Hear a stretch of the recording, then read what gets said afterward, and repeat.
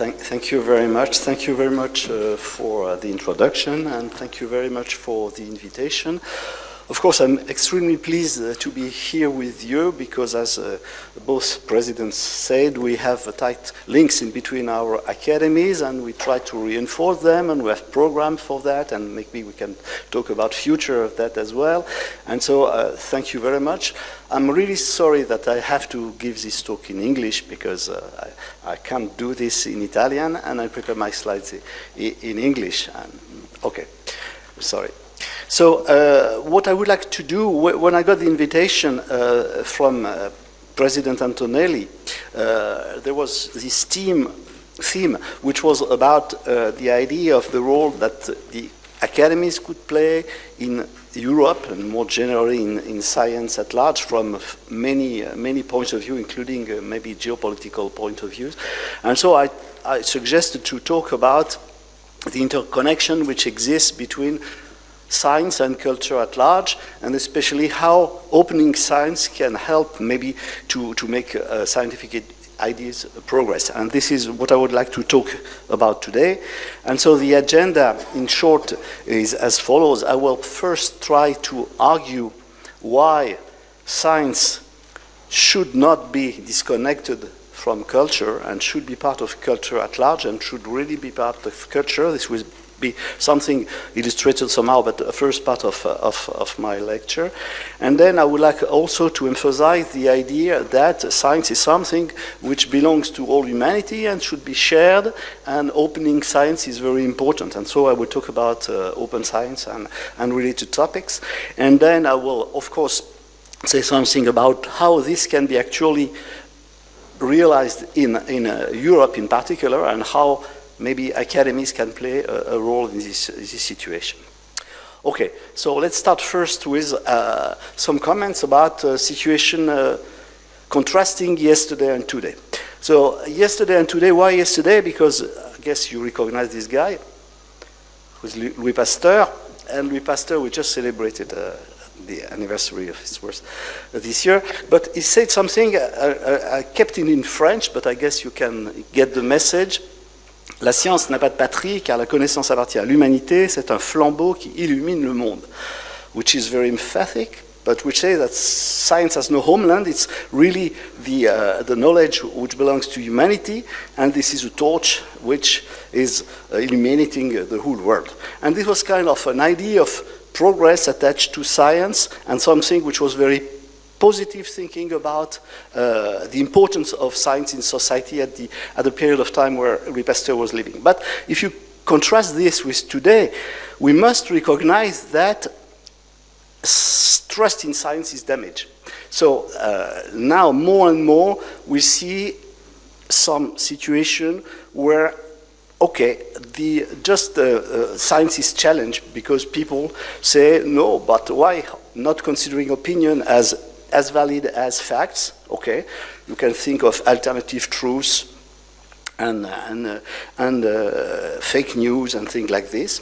You can also think about considering science not only related to something given by, let us say, nature at large, but as a social construction, so something which would really might depend on the period of time because it will depend on the societies. And now we have also this very increased use of social networks, which is extremely good for a number of things, but which also is very instrumental as some support for what we call a factory of doubt, which means that rumors can be spread and can circulate via the social networks. So just consider, for instance, what we learned from the COVID-19 pandemics. If you're considering this, first, this revealed a lot misconceptions about science. Also because it was one instance where science was more exposed to general audience, general public than before, because people in some sense consider that there is an interest in considering science for this situation, but at the same time, some misconceptions were here. For instance, there was a confusion between what is research and what is science. I mean, what is something which is ongoing and which is progressing, and which, of course, with new facts, can invalidate some assumptions which were made before, and then you have all this iterative process where science can be more seen as some kind of sedimentation of knowledge. For instance, now there is no more discussion about the fact that the Earth is not flat or things like this. So we have established fact, but at the same time, new knowledge is something which comes with research, and research is not directly given as the truth or something like this. And for us, who are scientists, we know that something which is extremely important is a good use of doubt. We are always doubting. We are always challenging our assumptions and trying to check whether it's true or not, and then invalidating. And for instance, we do not prove that something is definitely correct, but we can prove that something is wrong. Okay? And so this is a critical doubt which has a scientific signification, which is not the common science, the common signification, the common sense certification of doubt, where we could just think of relativism in between different ideas. So this was very important, because many discussions about the situation were precisely challenging science because there was confusion between this type of doubt. And so the science was exposed for better and the worse, and for instance, something which was almost unknown from the general public before the pandemics was the existence of preprints. The fact that we can have a diffusion of science before a peer evaluation. And of course, something which is spread before the peer evaluation, for us scientists, has not the value of something which is an established fact, but for general public or audience, immediately, especially if this is something which is a little bit challenging or unexpected, has some form of truth inside. And this was a problem. And so I mentioned the fact that it was very easy to disseminate fake news as well as true news via the social networks. And of course, it was some kind of open door situation for all the conspiracy theories, the rumors, and supporting the anti-vax movements and things like this. Okay, so this for me pleads for really making science a part of culture and not separating science from culture.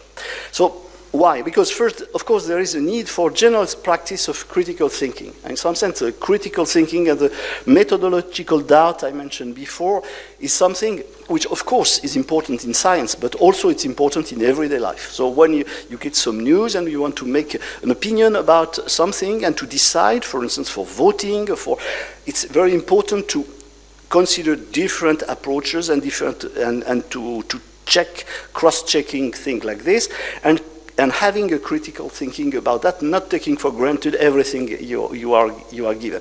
And so, of course, there is something which is related to education and also to the media. And this is something maybe we could discuss later if you are interested. And for instance, for our academies, this is something very, very important, because interaction with the media is something which is not that easy, and that has to be improved.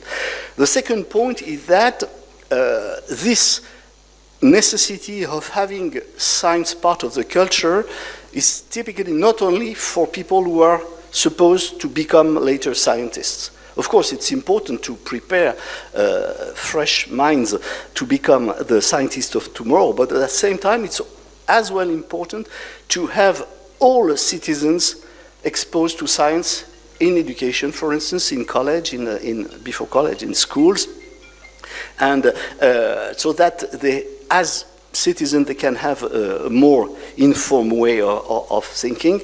And of course, the reason for that is that generally ignorance is the mother of intolerance, and we see that everywhere. More and more now, maybe not that much in Europe, but anyway, and elsewhere. And so, if we remember what we call the age of Enlightenment in the 18th century, we see that this is again in some form of contrast, because when this was launched, in some sense, all this movement was really a way of opening new avenues of emancipation for science and arts. And here in the back of this slide, this is just the encyclopédie Diderot et d'Alembert, which was an encyclopedia for science and arts, and all together. And there was not this distinction between the science and arts and other fields, meaning that really culture was considered as some kind of common program, and both should go hand by hand, because it was very important, for instance, for us. Of course, science can do things, and we can think about, is it good, is it not good? Okay, this is a debate, and this is a debate also which goes to the citizens, but scientists by themselves are citizens as well. And so there should not be this kind of dichotomy. For this, education is certainly very important. So this leads to what could be a relation of science with society at large, and also the place of science in society. And in this place, this is maybe why there had been problems, for instance, in the case of COVID-19, but in other situations, there is something which is, what is the role of experts? And the role of experts is a little bit difficult to consider, because now experts are very often challenged, so they are not trusted very often. There is a suspicion about what scientific experts are saying, because they are thought of being in relation with groups, with political influences and things like this.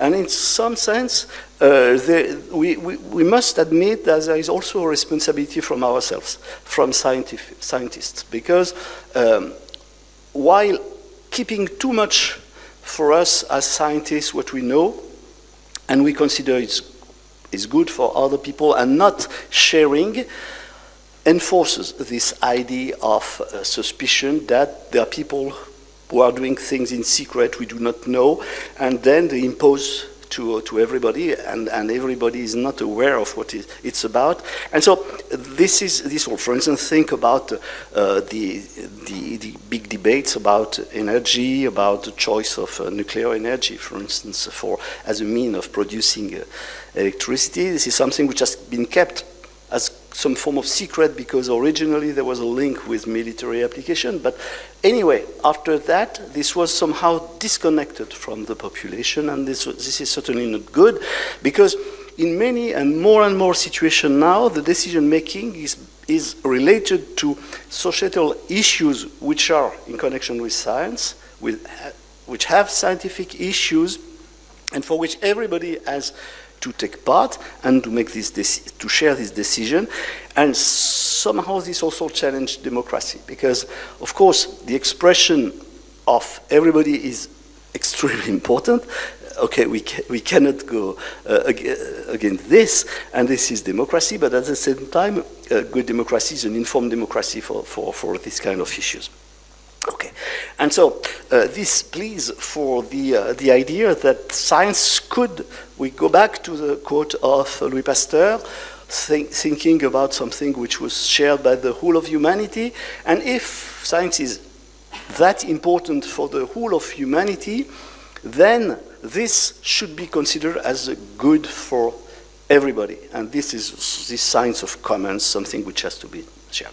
And one way of doing this is, of course, to opening science, and also to make science be practiced when it's possible and well informed in some form of participation. So let's talk a little bit about opening science. Opening science is okay. The main thing is a movement of what we call open science, and the open science is something which has a little bit more than 20 years, is a little more than 20 years old. Let's say there was a Budapest declaration in 2002, I guess, but there had been a number of steps, and also before people were thinking about that.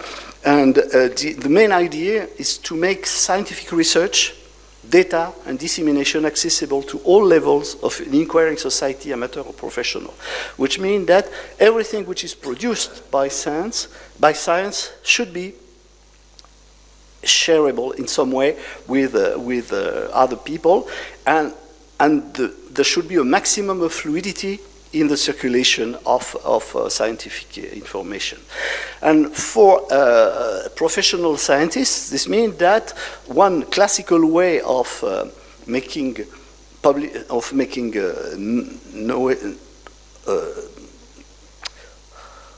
having our production known is to make use of articles in publication like this, but now this is something which is much larger. And in particular, very often we have codes which are attached to some methods, and we have data on which the results are based, and all this should be in somewhere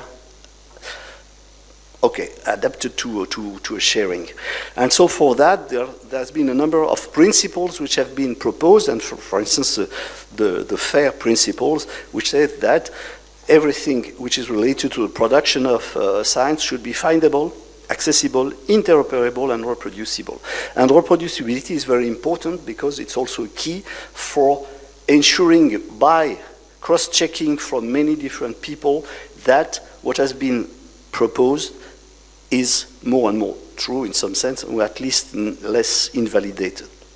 Okay, so this is a form of a new paradigm for science, and of course, when we think about opening, we have to think about how much opening, how large opening. So generally, we say as open as possible and as closed as necessary, because maybe not everything can be shared, but nevertheless, what is very important is that if this movement has to be really enlarged and to be the new paradigm for the scientific practice, it calls for a global acceptance.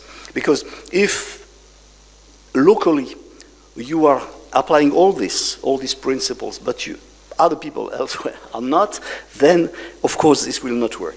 And so there is certainly something which has to be done with a level, and for that Europe is a very good level, because it's something which has a power which is more than just the countries at the individual level, but nevertheless it's a first step for a more global acceptance worldwide, I would say. So in practice, what does it mean to practice open science? Of course, there are very good things. For instance, it can be proved that it boosts the impact, the quality, the efficiency, transparency, integrity of research and innovation.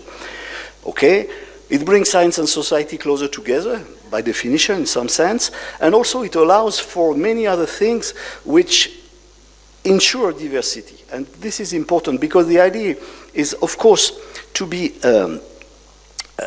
to exchange, to share as much as possible, but without losing your own specificities. And this is very, very important. And for instance, the multilingualism part is very important because, I'm sorry I'm speaking in English, but now we have new ways of having some automated translations and helps for practicing multilingualism, which means that you can write in your own language and nevertheless share with other people. And this should be preserved for not having some kind of supremacy of one language, which could be English today, Chinese tomorrow, I don't know. Okay, the same for the bibliodiversity, which means that we have to think about not being stuck to the form of imperialism of some journals and making other form of publication not existing. And also, as I mentioned, we also know that science is not only writing articles, but there are many other productions which exist, and this should be taken into account. Nevertheless, there are some problems, because one of the first steps for this opening was the open access, that you know, but it goes with things like the APCs, the Arctic Processing Charge, which was one way of just reversing the process where before people were publishing for free and paying for having for buying the journals.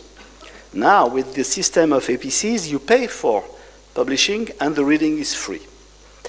And this is a problem. We can talk a long time about this, I will not, because this also contributed to a form of domination of main publishers, because there is a loop, and I will explain a little bit, a loop in between why we are publishing and what is use which is made of our publication, for instance, for the job itself of being a scientist, promotion, for recognition, and so on and so forth.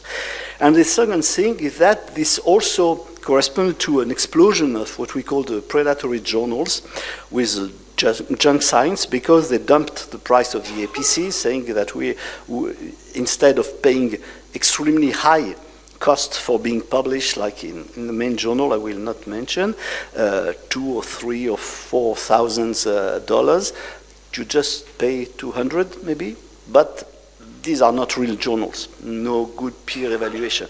But from the outside world, it's very difficult to make the difference. And this was a problem I mentioned before when I was talking about the preprint, but that was also true with this journal, because when you look from the point of view of the not so well-informed media, they can consider this as a source of information which could be trusted, whereas it's not the case. And the third thing is that articles are one thing, but article associated to data is another thing. And it's complicated to opening data a lot because there are some privacy issues, there are some dangers to do this. So this really need for a good thinking about that. And the second thing is that if we want this to be effective, we have to think about the use which is made of this open science. And this is related to evaluation. Not only evaluation of, I would say, like a peer evaluation for the publication itself, but also the use which is made of the published material. For instance, for the young scientists, typically. And so, all this movement has been supported by a number of declarations. I just mentioned, for instance, DORA, which is the San Francisco Declaration of Research Assessment, which favor quality versus quantity and prestige, which means that it's not because you have 3 papers in Nature or in Science that necessarily it's something which is good. So DORA, for instance, precludes the use of impact factors for evaluation.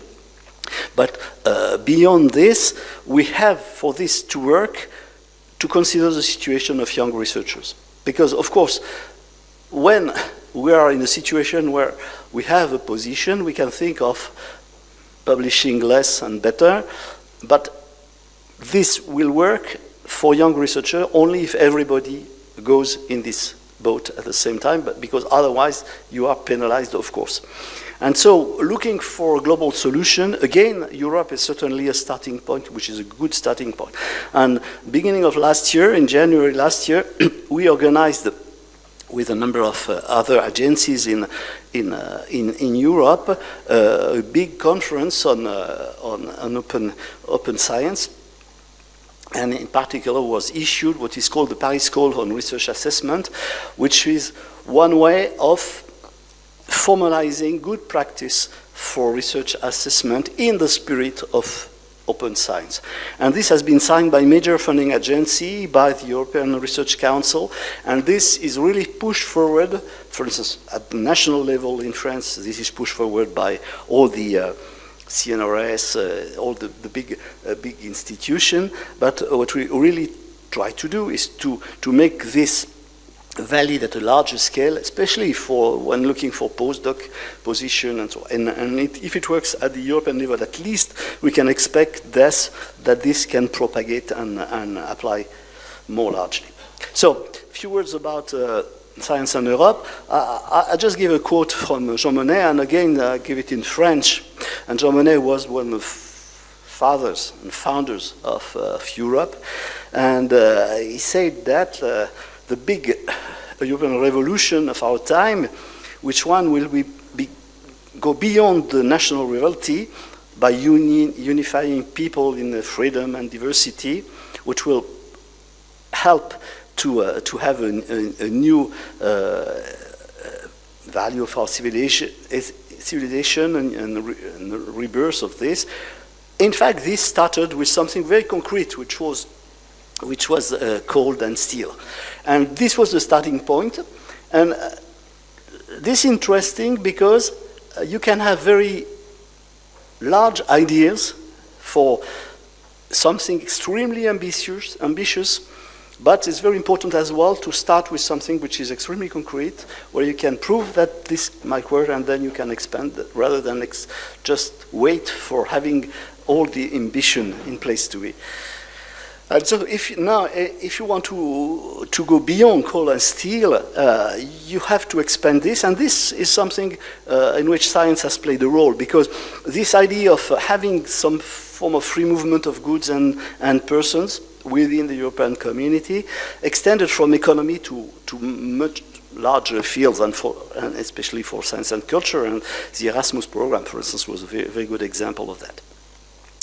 Okay, so I would like to say some word about staying in Europe, the European research infrastructures, because this is also some kind of extension of this idea of having different people with the same goal, the same interest, working together and trying to go beyond the national, and rather than replicating at all national level things they want to do, to unite their efforts. And this, for instance, for this form of cooperation in science began in the 60s with intergovernmental organization, and this led first to very big instruments. And this one, which I refer to as these research infrastructures, which can be the CERN, the ESO, SFRI, ILL, EMBL, and so on and so forth, which were large institutions with large instrumentation in most cases that individual countries couldn't afford, but that a larger cooperation can permit, and this has led to very, very good success. Of course, think of the Higgs boson in the CERN. You can think of all the discoveries we mentioned before. So the Virgo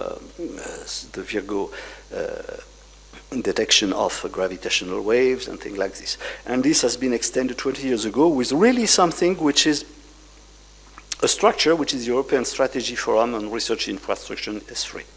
And this led to an evolution and an adaptation of practices and emphasizing multidisciplinarity, permitting real creation of research networks, and of course increasing the efficiency through pooling and sharing. Okay, let's talk a little bit about European academies. I would say, I don't know if you agree, but we can discuss that academies have at least a threefold role. First, they have to be made of scientists and to be in very close connection with the science as it goes at the present time, not to be disconnected. So we really have to think about having a good interaction with the scientific community, which is one thing. The second thing is that scientific community is one thing, but also more and more decisions have to be made by policymakers which involve science. And so academies have a role to play for expertise and advice to policymakers. And this is this interaction which might, if it's well informed, lead to a better acceptance and a better efficiency of science-based policies. And the third thing, we should not forget that all this has to be done, of course, within society at large, and so we have to ensure an interface between science and society.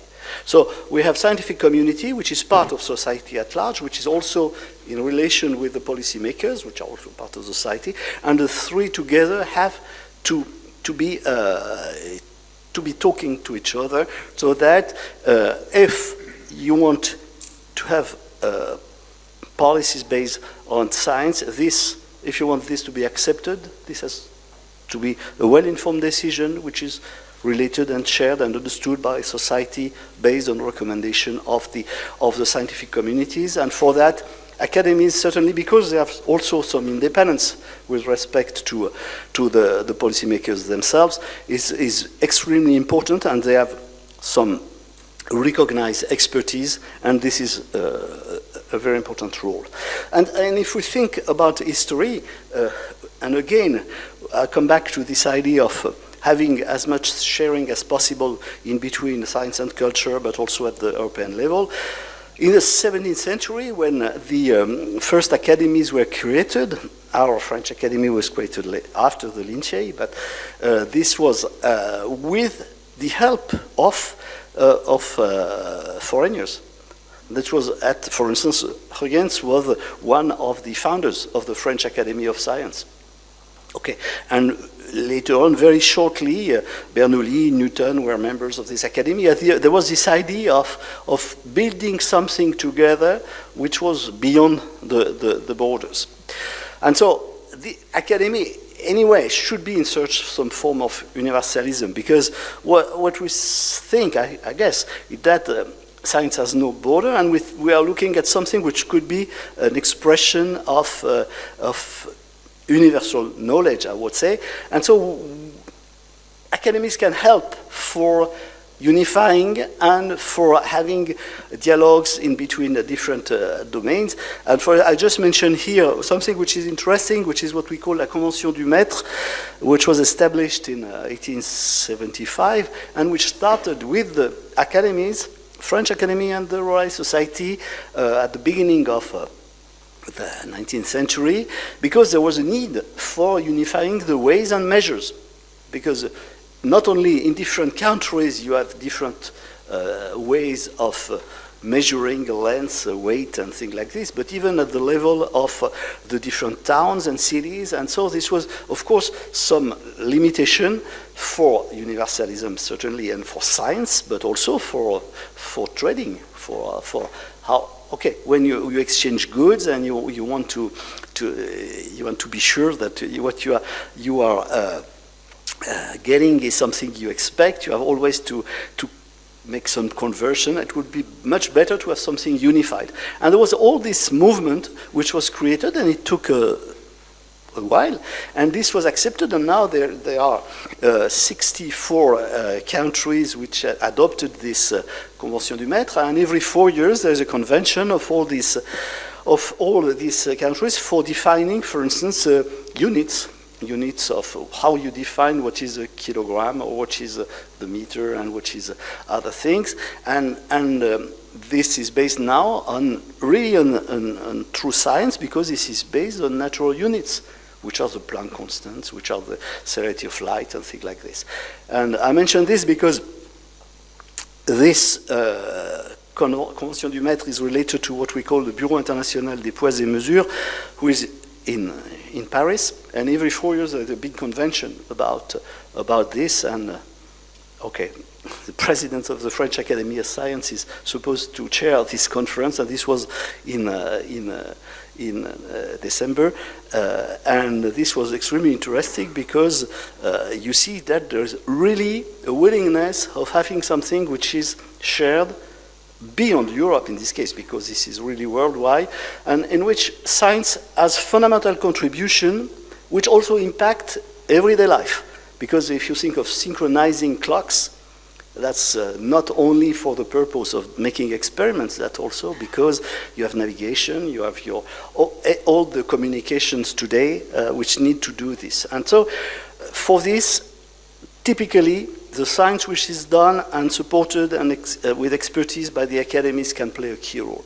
And the second thing is that it depends on the countries, but for instance, in France, we are different from the Lincei, because the French Academy of Science is really only for science understood as formal, exact, experimental, and life science, let us say. Math, physics, life science, biology.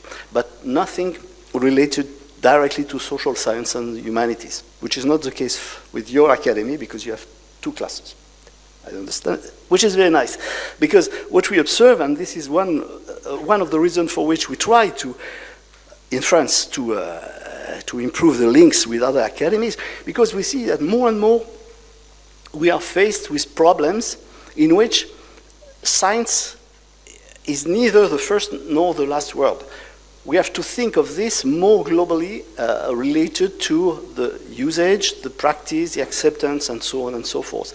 And it's very important, and this was a very good initiative for instance, I mentioned the S20, and we talk a little bit after, 2 years ago of the Lincei, to associate the science, social science and humanities in the Common Declaration, because we really have to do things together. And for instance, in France, we had a working group.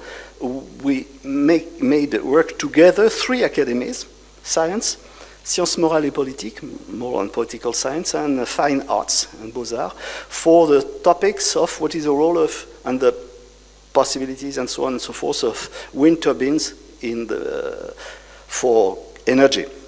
And this is typically something in which science has something to say, because, okay, physics at limits, and you can say we can produce this and that, no more, yes or no. But you have economic conditions, of course. You have acceptability from a societal point of view, and we also have to think about risks if you contrast this with other forms of energy, and you have also to think about aesthetics and the landscape and where you put all these objects and so on and so forth. And the threefold reflection is very important, and more we are facing problems in which we cannot just rely on science in isolation, but we have to do this jointly with other academies, if possible. Okay, so this is for pleading for a need for expression beyond borders, and especially for joining efforts so that different academies of different countries can talk together. And for instance, you know that every year we have this issue of the Science 7 and Science 20, which are the expression of the academies of the countries of the G7 and G20, okay? And I would say, I put some quotation marks, because I would say that this is interesting, but in some cases, because of course, we have to make a joint statement. Making a joint statement between 20 countries, clearly, this needs some form of consensus, which certainly weakens the message. It's very difficult to have a very strong message, because when you have to accommodate for different feelings, but also something I regret a little bit, and I don't know your experience, is that every year we start again some kind of reflection about that. We have new topics, and we are lacking from some follow-up. So, for instance, just considering what we said the year before and what happened or not would be more interesting, and I would plead for having something more in continuity, so that the action could be reinforced, because also I think it will reinforce with respect to the policymakers, because you can prove that things are really progressing rather than each year proposing something different from the past year. So we have to make a balance in between innovation, new topics for discussion, but at the same time gaining some more momentum from what we did before. And also the other issue, which is related to joining effort, is that there are many academies, because there are many countries. Even in some countries there are many academies, even for the same topics, which is the problem. And we can think of having these networks of academies, and we must admit that there are many of them. And we can ask whether all of these networks are sufficiently specific to be important for each of them, or if it's something which, in some sense, diminish the impact, because even if you take the position of a political leader and you want to have some input from a network of academy, okay, when you have 3, 4 of them to ask a question, and you do not know exactly what you will get, maybe you will get different answers from the different ones, certainly it diminishes the impact. So maybe we can think of being members of all these networks, of because we are member of some of them, helping, maybe merging some of them so that we can gain in efficiency? This is a question. Okay, so last, science is not disconnected from, not only from society, but also from politics and geopolitics. And clearly, whereas until recently we thought that we were in a process of both unification, peace, and so on and so forth, we realized that there are very fragile equilibria, and for instance, the Brexit was an illustration of this, which imposed to rethink about the organization of science at the level of the Europe, considered as a continent, not as an economic unit, but something which is the continent of the, okay, with the Brexit, breaking the Erasmus rules is a problem, and so we really have to have this in mind and to be able to react, and certainly academies have a role to play in this because they can precisely be united and so have more strength. And of course, more recently, with the invasion of Ukraine, we had another very big problem because we have really to make a common expression of condemning this invasion. And in this case, for instance, the academies of the G7 played of course, they will not stop the war, but they play an important role because they can jointly help for the situation. For instance, in France, we have an initiative which is shared by other countries and other academies for helping Ukrainian scientists in Ukraine, helping families of Ukrainian refugees, and helping also the education of pupils who are refugees in France. So we can do this, and there's a group coordinating this at a more large level of different academies, and this is certainly something which is helpful in view of what will happen when the reconstruction will be here, because the idea is, of course, for all these Ukrainian refugees, for instance, to go back to the country after the war. Hopefully, it will end, and to do this in good situation. And so, for this, the academies also play a good role. And I will just finish with a quote again from Jean Monnet, which says, "L'Europe se fera dans les crises, et elle sera la somme des solutions apportées à ces crises." I don't know if I have to translate, which says that crisis will reveal what Europe can do, and hopefully we expect that all these crises that we are currently experiencing will be overcome, and there will be some solution which will be coming from more. Let's just say we can try to consider this statement in an optimistic way, and hope that Europe will help to overcome this crisis. Okay, thank you very much. Again, I would like to say that I was very pleased to have this opportunity of being as member of the French Academy of Science with our friend, the Accademia Nazionale dei Lincei, and of course we have a lot of projects together. We will go on this, and we will have other opportunities to meeting together. Thank you.